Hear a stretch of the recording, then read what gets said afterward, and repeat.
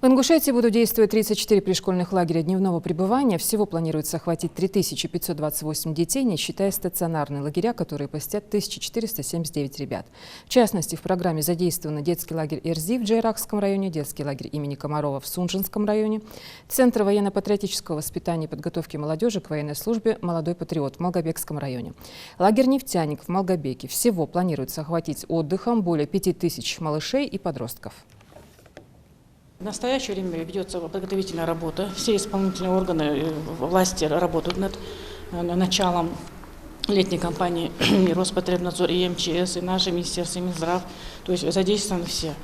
Значит, до 30 мая все наши помещения для пришкольных лагерей будут открыты, готовы. Со 2 числа мы начинаем уже отдых в пришкольных лагерях. И с 14 июня начинается отдых уже в стационарных лагерях.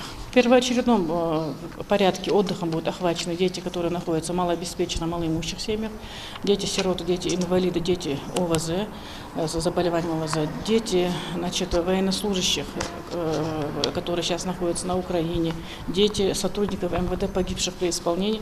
Вот эта категория, дети из трудной жизненной ситуации, она будет охвачена в первоочередном порядке летним отдыхом, как при школьных, так и в стационарных лагерях. Чтобы записаться, значит, ребенку в тот или иной лагерь, значит, одному из родителей необходимо обратиться в школу, куда ребенок направлен учиться, значит, с заявлением на имя директора школы о том, куда бы родитель хотел направить своего ребенка.